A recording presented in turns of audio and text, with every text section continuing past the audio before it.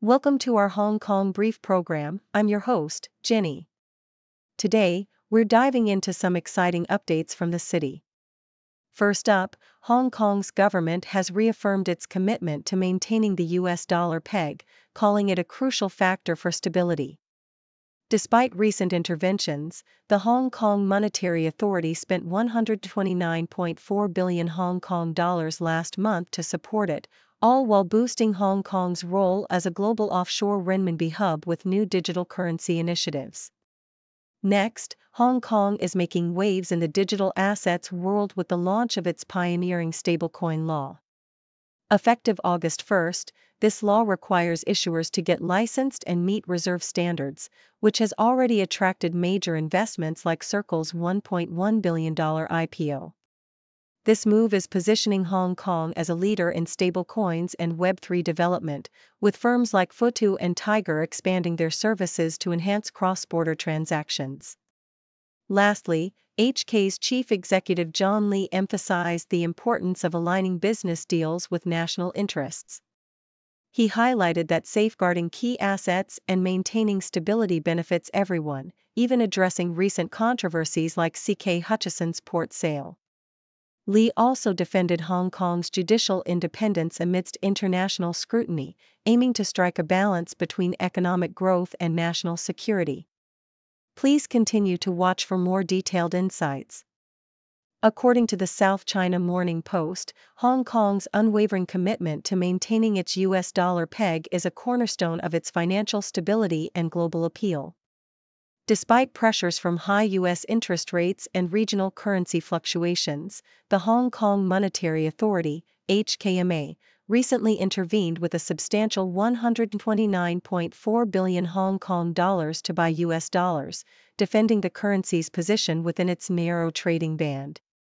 Chief Executive John Lee emphasizes that this peg has been instrumental in Hong Kong's economic resilience, especially amid geopolitical tensions and uncertain times. While defending the peg, Lee also seeks to diversify Hong Kong's financial ecosystem by bolstering its status as a premier offshore renminbi hub, leveraging innovative financial products like dual counter trading and digital currencies. He is optimistic about the city's future in digital assets, especially with the recent enactment of the Stablecoins Ordinance, which aims to foster a regulated environment for stablecoins and digital currencies, positioning Hong Kong as a leader in this burgeoning sector and creating new avenues for international trade and investment. The South China Morning Post further highlights Hong Kong's pioneering role in the digital asset landscape, driven by its groundbreaking stablecoin legislation set to take effect on August 1. Brokers and financial institutions see this law as a catalyst for a digital asset boom, with stablecoins, digital tokens pegged to fiat currencies, gaining significant investor interest.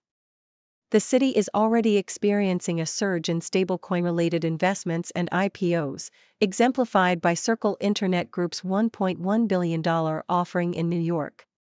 Hong Kong's strategic move to regulate stablecoins ahead of the US and mainland China positions it as an innovative financial hub, encouraging the development of Web3 technologies and tokenization of assets. Firms like Futu Securities and Tiger Brokers are expanding their offerings to support stablecoin deposits and trading, aiming to enhance liquidity, reduce foreign exchange costs, and foster a more inclusive, efficient market.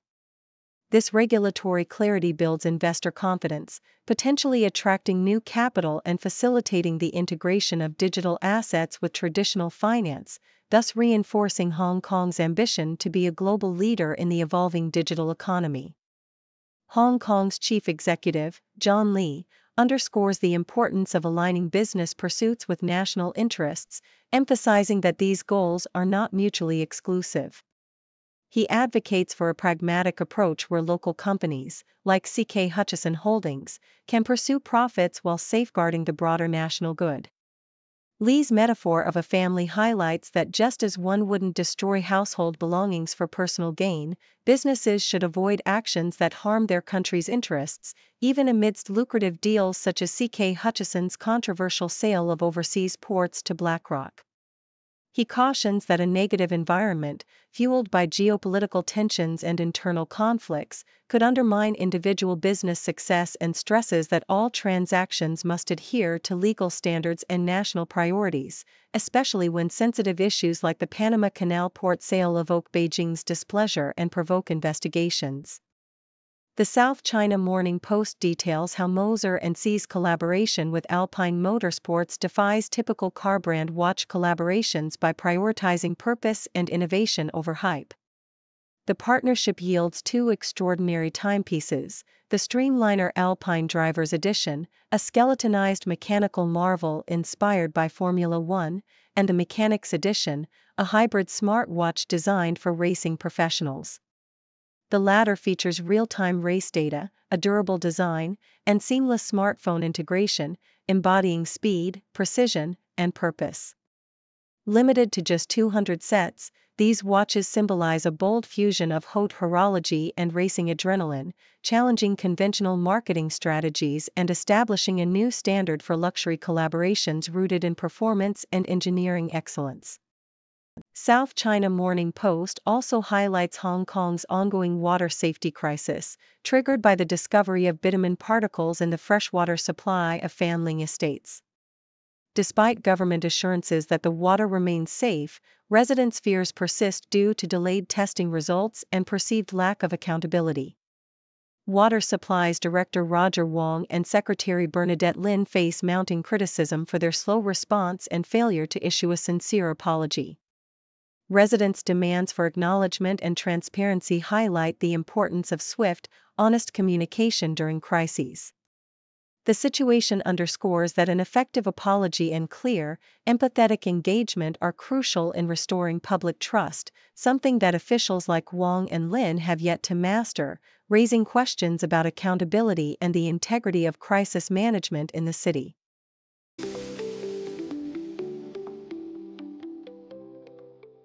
According to South China Morning Post, Hong Kong's netball team, blending seasoned veterans with fresh talent, is passionately aiming to break a 30-year drought by winning the Asian Netball Championships and securing a spot in the 2027 World Cup. With the tournament scheduled at Kai Tak Sports Park, the team believes that playing on home turf with the support of local fans will be a pivotal advantage. Notably, South African Zamarie Pienaar has joined the squad, bringing high-level experience and a commitment to elevating Hong Kong netball. The team is optimistic about their prospects, emphasizing confidence and continuous improvement, game by game, to reach the global stage for the first time since 2003.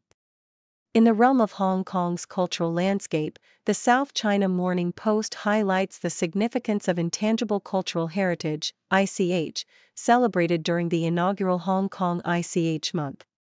This initiative showcases a vibrant array of traditions such as the Tai O Dragon Boat Water Parade, Cha Kuo dumpling making, and paper crafting workshops, emphasizing the city's rich non-physical cultural wealth. UNESCO's efforts to safeguard ICH, ranging from Cantonese opera to oral traditions like the Wajapi people's expressions, are vital for preserving cultural diversity amid globalization and social change. Hong Kong's own inventory of 480 items, including language varieties and traditional practices, underscores the importance of maintaining both the heritage's authenticity and its capacity to evolve, ensuring these cultural treasures continue to thrive for future generations. The South China Morning Post reports that HSBC is strategically expanding its investment banking division to meet the surging demand for IPOs from Asian and Middle Eastern companies. As part of its restructuring, the bank is focusing on high-growth markets like Hong Kong and India, where the city remains a global IPO hub with nearly $10 billion raised this year.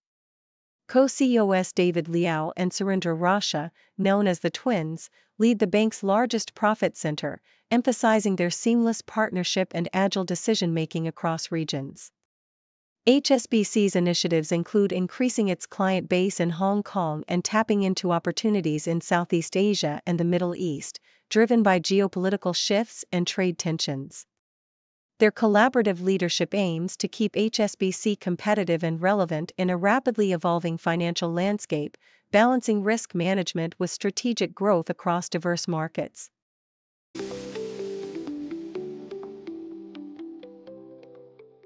South China Morning Post vividly illustrates Hong Kong's lively cultural and recreational scene, highlighting a weekend filled with diverse experiences. From celebrating Father's Day with sumptuous meals at renowned restaurants like Rosewood's Henry and J.W. Marriott's Man Ho, to immersing oneself in contemporary art at Tai Kun's Rules of Freedom of Rules exhibition featuring on Kawara's thought-provoking date paintings and live performances, the city offers a rich blend of tradition and modernity. For those seeking cosmic adventures, the Hong Kong Space Museum's new Sky Show, Star Map to the Unseen Universe, provides a mesmerizing journey through 13.8 billion years of cosmic history, appealing to stargazers and science enthusiasts alike. Meanwhile, Bar Leon's second anniversary at the Connaught Bar promises a spirited celebration of cocktail artistry, with legendary bartenders crafting timeless drinks in an ambience that celebrates the art of mixology. The Independent delves into the captivating story of the Gold, a crime saga rooted in the infamous 1983 Brink's-Mat warehouse heist near Heathrow, where thieves stole £26 million worth of gold destined for Hong Kong. The series explores the subsequent manhunt, the mysterious fate of the missing gold, and the lives of those involved, from jewelers living lavishly in Tenerife to gang members moving the stolen bars across continents. The show masterfully portrays the rise and fall of characters like John Palmer and Kenneth Noy, capturing the gritty essence of Britain's pre-internet criminal underworld. However, it also ventures into speculative territory, attempting to unravel the legend surrounding the elusive half of the gold, which diminishes the narrative's sharpness. Despite this, the series remains an engaging and colorful portrayal of crime, enterprise, and social mobility during the Thatcher era, blending factual storytelling with imaginative storytelling. South China Morning Post offers a glimpse into Mohammed Salah's luxurious lifestyle, focusing on his impressive collection of high-end watches that mirror his stellar football career. From the ultra-rare Richard Mille RM17-02 Tourbillon Titanium to the skeletonized Audemars Piguet Royal Oak Perpetual Calendar, Salah's wristwear embodies both technical mastery and personal expression. His collection also features the Liverpool-themed Royal Oak Offshore, a symbol of his deep connection to his club's historic Premier League victory, and unconventional pieces like the Ulysses Nardin Freaklab and Urwerk UR105 CT Streamliner, showcasing his taste for avant-garde horology. These timepieces reflect Salah's status as one of football's most influential figures, blending sport, style, and craftsmanship into a narrative that celebrates his success both on and off the pitch.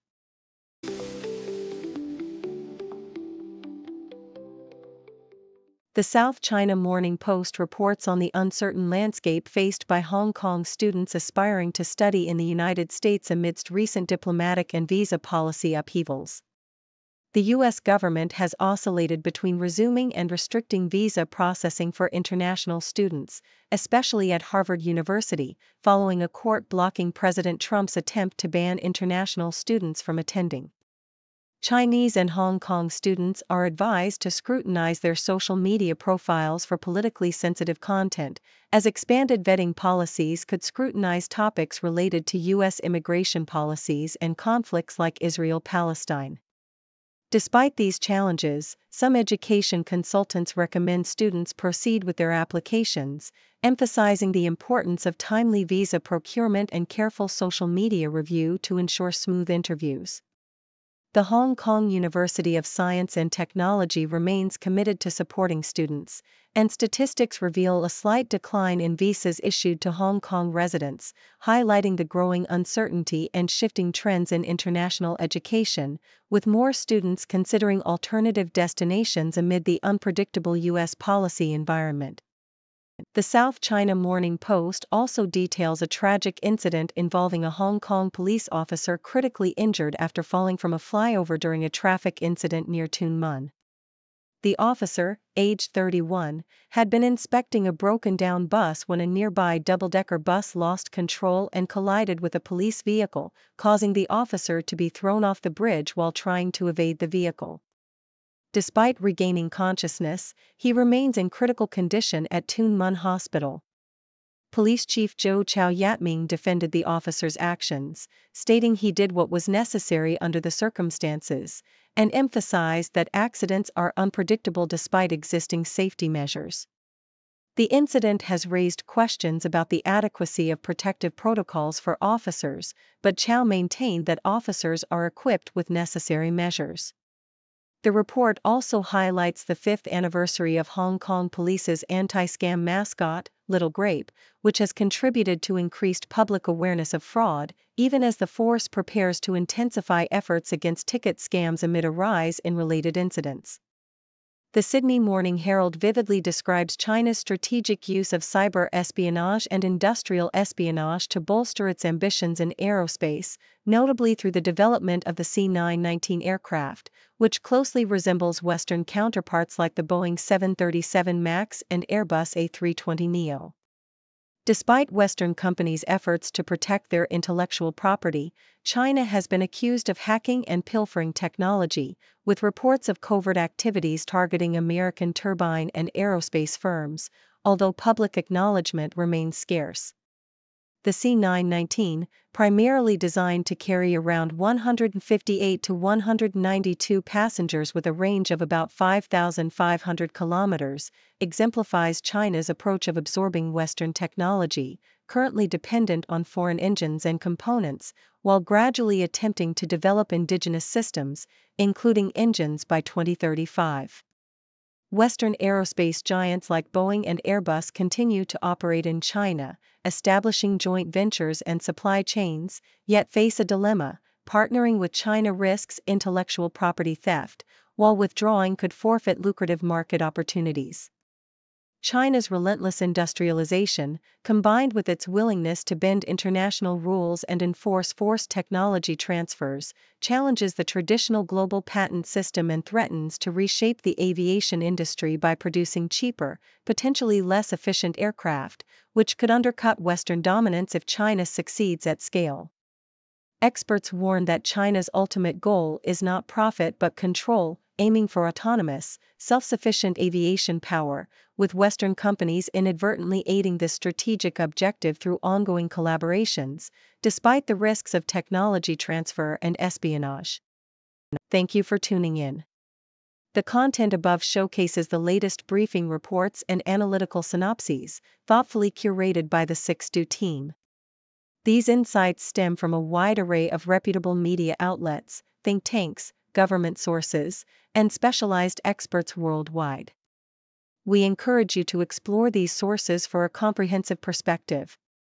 Keep in mind that while the content may not always align with the official standpoint of 6Do Brief, it's not meant to be taken as absolute directives for decision-making. Comprising seasoned media professionals, learned scholars, and accomplished scientists, the 6Do team embodies a trailblazing, fully independent media entity. To customize 6Do Brief to meet your professional needs, you have the option to subscribe to a diverse array of briefings on our website, 6dobrief.com. Regardless of your location, you can conveniently receive 6Do Brief via email.